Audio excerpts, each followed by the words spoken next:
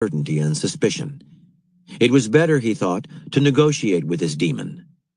He called off his campaign and made peace with Hassan.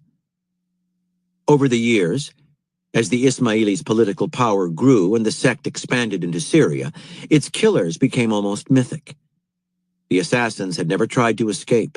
Their killing done, they were caught, tortured, and executed to a man, but new ones kept on coming, and nothing seemed to deter them from completing their task. They seemed possessed, utterly devoted to their cause. Some called them hashashin, from the Arabic word hashish, because they acted as if they were drugged. European crusaders to the Holy Land heard stories about these devilish hashashin and passed them on, the word slowly transforming into assassins, passing forever into the language. Interpretation. Hassan al-Sabah had one goal: to carve out a state for his sect in northern Persia, allowing it to survive and thrive within the Islamic Empire. Given his relatively small numbers and the powers arrayed against him, he could not hope for more, so he devised a strategy that was surely history's first organized terrorist campaign for political power. Hassan's plan was deceptively simple. In the Islamic world, a leader who had won respect was invested with considerable authority, and to the extent that he had authority, his death could sow chaos. Accordingly, Hassan chose to strike these leaders, but in a somewhat random way. It was impossible to see any pattern in his choices, and the possibility of being the next victim was more disturbing than many could bear. In truth, except for the castles they held, the Ismailis were quite weak and vulnerable, but by patiently infiltrating his men deep into the heart of the Sultan's administration, Hassan was able to create the illusion they were everywhere. Only 50 or so assassinations are recorded in his entire lifetime, and yet he won as much political power through them as if he had an enormous army. This power could not come by merely making individuals feel afraid. It depended on the effect the killings would have on the entire social group. The weakest officials in the hierarchy were the ones who would succumb to paranoia and voice doubts and rumors that would spread and infect those who were less weak. The result was a ripple effect. Wild swings of emotion, from anger to surrender, up and down the line. A group caught by this kind of panic cannot find its balance and can fall with the slightest push. Even the strongest and most determined will be infected in the end, as Sultan Sanjar was. His attempts at security and the harsh life to which he subjected himself as protection revealed that he was under the influence of this panic. One simple dagger in the ground was enough to push him over the edge. Understand, we are all extremely susceptible to the emotions of those around us. It is often hard for us to perceive how deeply we are affected by the moods that can pass through a group. This is what makes the use of terror so effective and so dangerous. With a few well-timed acts of violence, a handful of assassins can spark all kinds of corrosive thoughts and uncertainties. The weakest members of the target group will succumb to the greatest fear, spreading rumors and anxieties that slowly overcome the rest. The strong may respond angrily and violently to the terror campaign, but that only shows how influenced they are by the panic.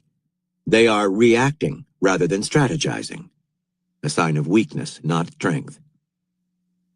In normal circumstances, individuals who become frightened in some way can often regain their mental balance over time, especially when they are around others who are calm. But this is almost impossible within a panicked group. As the public's imagination runs wild, the assassins become something much larger, seeming omnipotent and omnipresent. As Hassan proved, a handful of terrorists can hold an entire empire hostage with a few well-calibrated blows against the group's psyche. And once the group's leaders succumb to the emotional pull, whether by surrendering or launching an unstrategic counterattack, the success of the terror campaign is complete.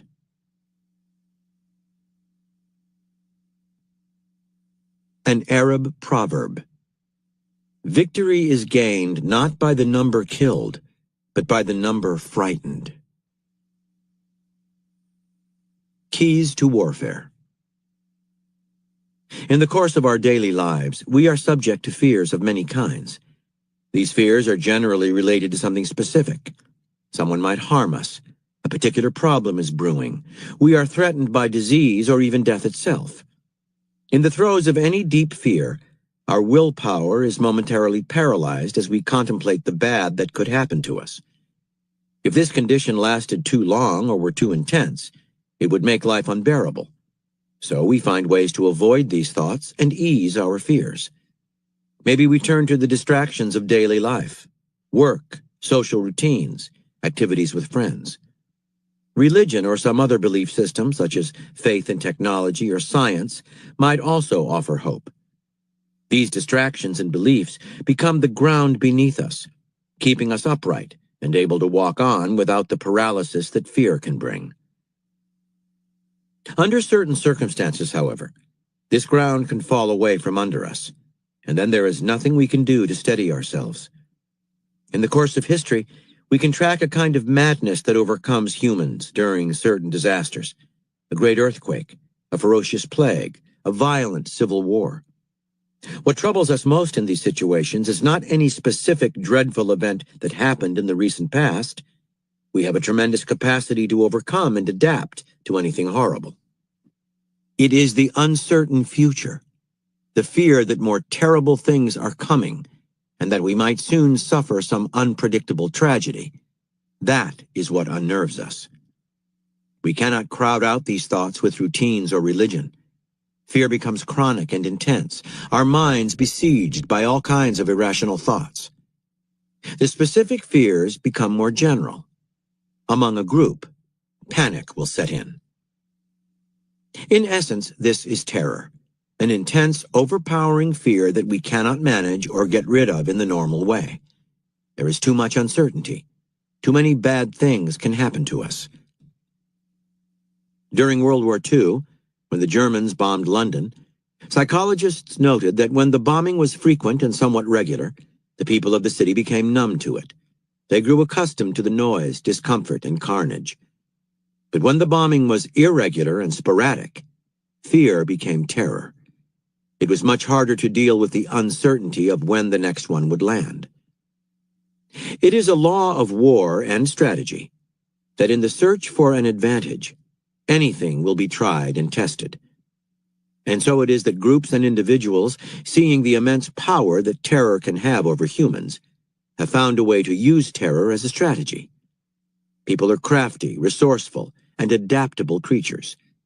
The way to paralyze their will and destroy their capacity to think straight is to consciously create uncertainty, confusion, and an unmanageable fear. Such strategic terror can take the form of exemplary acts of destruction. The masters of this art were the Mongols. They would level a few cities here and there in as horrible a manner as possible. The terrifying legend of the Mongol horde spread quickly. At its very approach to a city, panic would ensue as the inhabitants could only imagine the worst. More often than not, the city would surrender without a fight, the Mongols' goal all along. A relatively small army far from home, they could not afford long sieges or protracted wars.